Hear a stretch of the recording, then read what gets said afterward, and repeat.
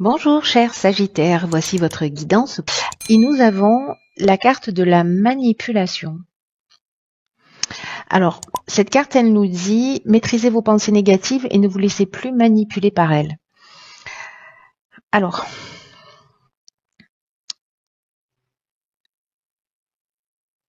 ce que nous dit cette carte, c'est que vous avez la possibilité, en fait, par notre capacité qu'on a tous de création, de récupérer votre capacité à transformer le négatif en positif, en tout cas à commencer déjà à l'observer pour pouvoir le transformer et pour retrouver votre pouvoir personnel. Parce que là, ce qu'on nous explique avec cette carte de la manipulation, c'est que toutes les pensées et toutes les paroles émettent des vibrations qui vont déclencher des émotions, des sentiments négatifs ou positifs. Et donc en fait, c'est vraiment très important d'être dans l'observation de ce qui nous passe par l'esprit ou de ce qui va sortir de notre bouche. Donc là, on vous propose de surveiller précisément vos pensées, surtout si elles ne sont pas en accord avec ce que vous aimeriez vivre. Ou si vous êtes en train de vivre une situation, dans quelle mesure est-ce que vous êtes en train de la nourrir par vos pensées ou par les mots que vous prononcez. Parce que dans ce cas-là, si vous n'êtes pas en accord avec ce que vous voulez vivre, c'est que précisément vous êtes vous êtes manipulé par vos pensées. Voilà, c'est-à-dire que sans que vous en ayez vraiment conscience, vous êtes sous l'influence de ces pensées négatives. Alors précisément, ce que nous propose cette carte et cette énergie-là, c'est de commencer à être dans l'observation pour transformer justement ce qui est néfaste pour vous, parce que c'est le terme néfaste. Il y a une idée vraiment de purifier son psychisme, de sortir des doutes, de sortir des sentiments et de toutes les émotions qui vous parasitent. Et là, on vous dit, alors c'est à vous de faire un effort pour sortir en fait de cette zone connue, cette zone de manipulation dans laquelle il y a du conditionnement qui peut venir de très loin parce que c'est la manière que vous avez appris de communiquer ou parce que vous avez une mauvaise image de vous, une mauvaise estime de vous ou pas d'estime de vous d'ailleurs ou pas confiance en vous.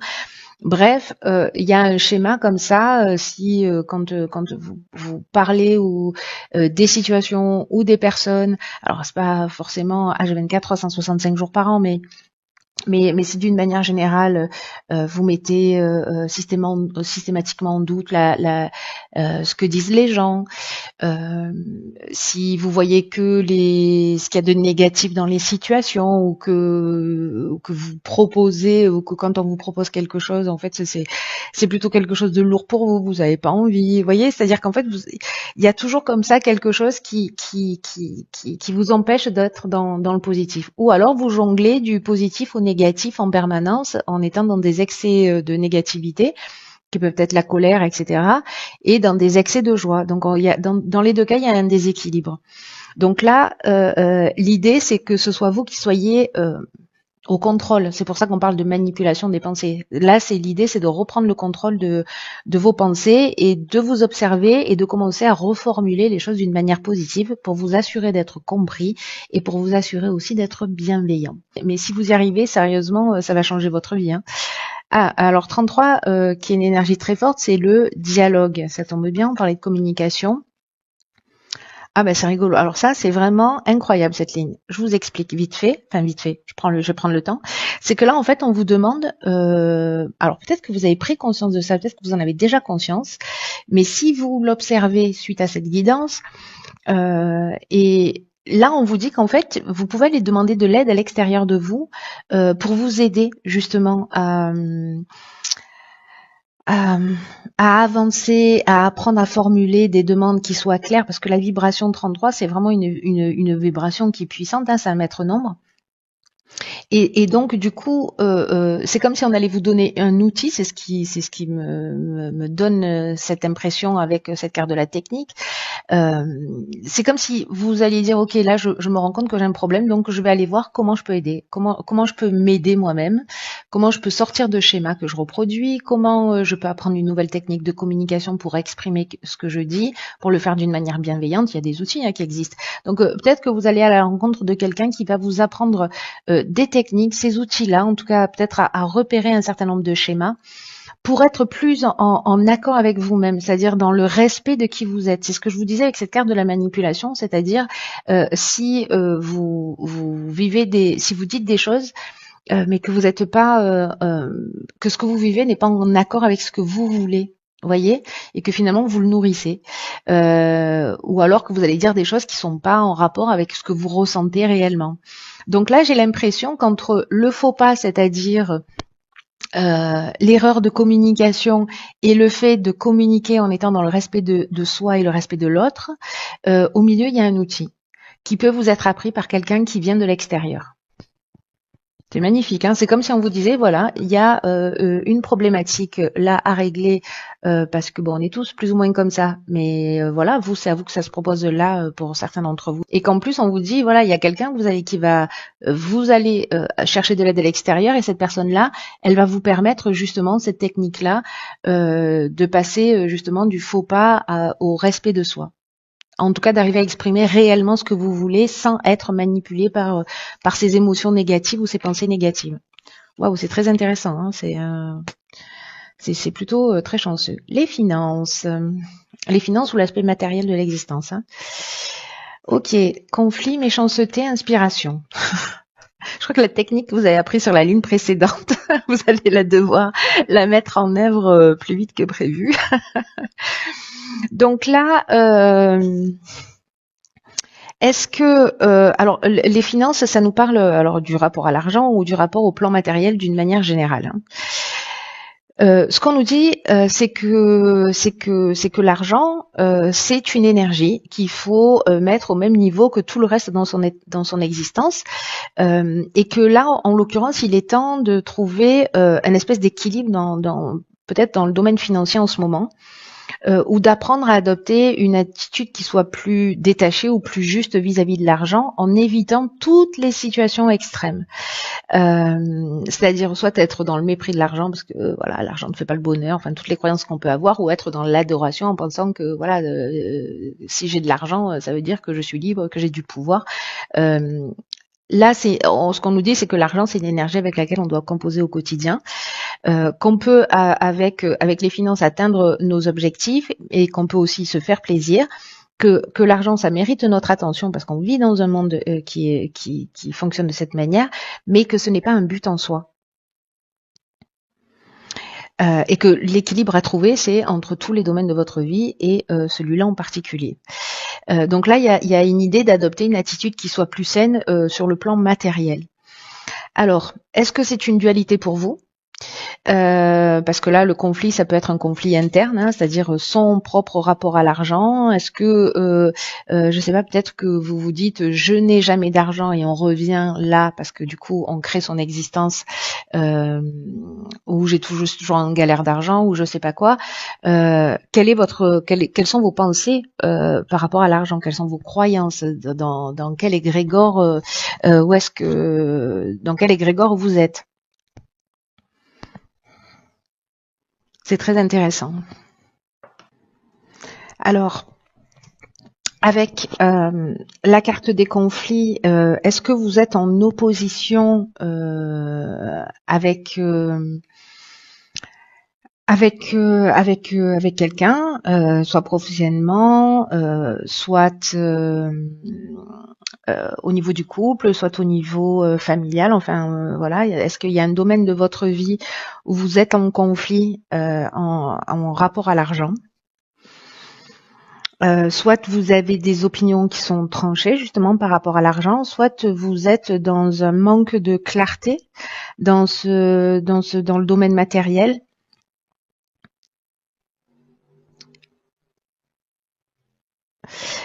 Parce que avec la carte de la méchanceté, vous voyez, on est dans de la violence, on est dans des mauvaises intentions, on est peut-être aussi dans une forme de jalousie ou d'agressivité justement par rapport par rapport à des problèmes financiers. Et là, ce qu'on vous dit, alors est-ce que c'est parce que finalement vous allez employer cette technique de modifier vos pensées, voilà, d'être attentif à ça, mais la carte de l'inspiration qui vient mettre une touche de de lumière dans dans cette ligne là, du moins, ça nous parle de compréhension. Ça nous parle de compréhension, ça nous parle de voir les choses clairement.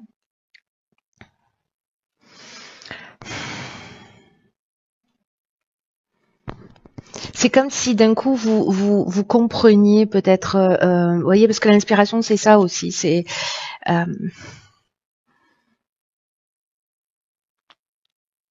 comme si vous aviez une forme de révélation, peut-être par rapport à, à cet aspect matériel ou au conflit vous voyez. Alors, est-ce que c'est parce qu'il y a cette prise de conscience et que vous allez modifier quelque chose ou que vous allez communiquer d'une manière différente? C'est possible aussi, ou peut-être que vous allez avoir une prise de conscience qui va vous permettre, pour moi, de sortir de cette situation. J'ai l'impression qu'il y a, vous savez, c'est comme un déclic. Voilà, c'est un peu l'impression que ça me donne cette carte de l'inspiration. Comme si d'un coup, soit vous découvrez la vérité par rapport peut-être à une personne en face de vous, hein, que vous découvrez qu'il y a de la jalousie ou qu'il y a de la méchanceté ou peut-être quelqu'un qui se sert de vous. Il y a une forme de manipulation aussi. Peut-être c'est vous qui vous rendez compte que vous êtes dans cette situation inconsciemment. Mais en tout cas, ici, il y a quelque chose qui s'éclaircit, soit par rapport à vous, à votre rapport à l'aspect financier, et peut-être lié à votre manière de voir les choses. Soit c'est par rapport à quelqu'un de l'extérieur. Peut-être que c'est le fait aussi d'envier des personnes qui a cette forme de dualité par rapport à l'aspect matériel de la vie, parce que peut-être pour certains d'entre vous c'est un peu plus difficile que pour d'autres, et que finalement vous ressentez un peu de jalousie et que là finalement vous comprenez que c'est simplement lié à des pensées négatives qui sont en train de qui vous manipulent. Enfin, après ce sont pas les pensées de quelqu'un d'autre, ce sont les vôtres, hein, mais je veux dire liées à des conditionnements. Alors on va voir ce que nous réserve la troisième ligne.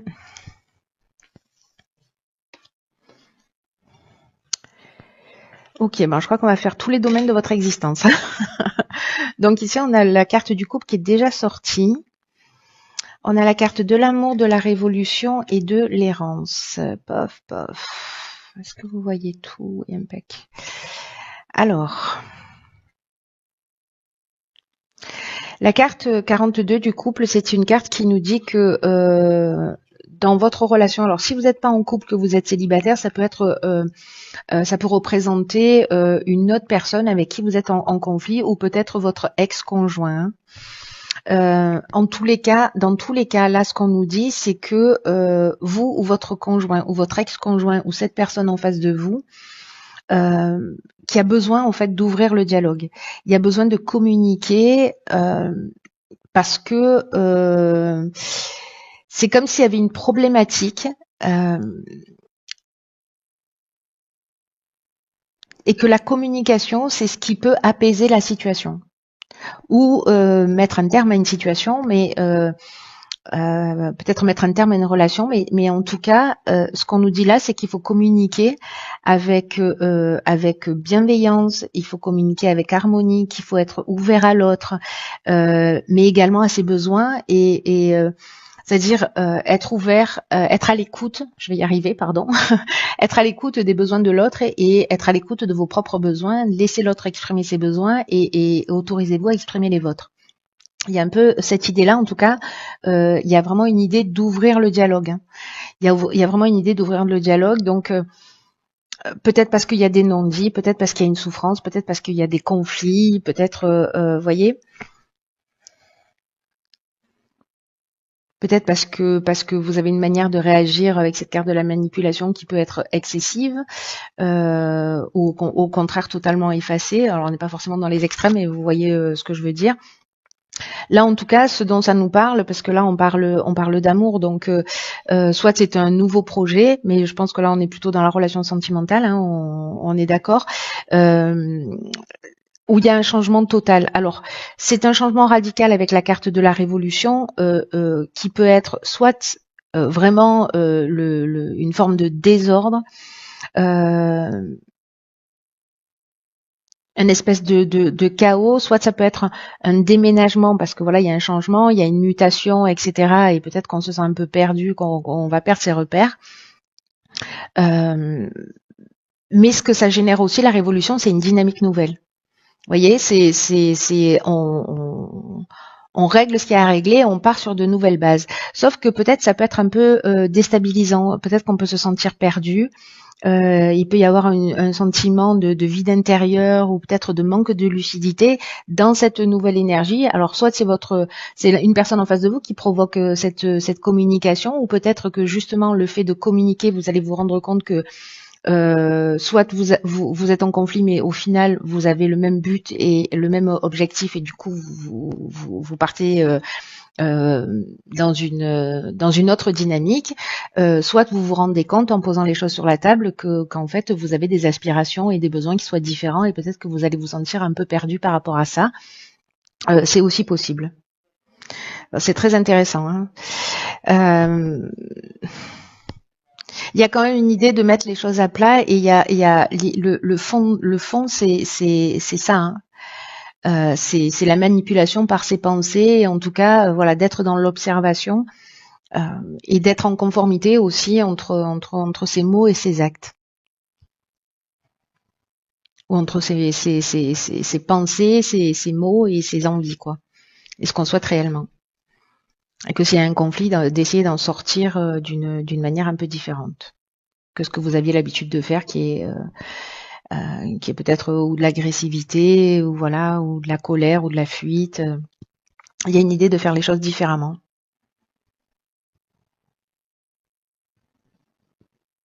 Ce qui peut remettre, j'ai l'impression, en question beaucoup de choses, hein. Alors ça peut être simplement, encore une fois, un déménagement, une mutation, et du coup on perd un peu ses repères. Je sais pas, votre conjoint part d'abord, ou vous voyez. Enfin, il y a plein d'options possibles. Il y a quelque chose qui peut être un peu, euh, ouais, enfin voilà, déstabilisant, et qui peut causer, je vous dis, une sorte de désordre, mais il y a quand même un objectif toujours positif, hein, derrière toutes les situations. Voilà. Voilà, cher signe du Sagittaire, je vous souhaite de passer un magnifique mois. Prenez vraiment bien soin de vous. Je vous embrasse très fort et n'oubliez pas de me tenir informé. À bientôt.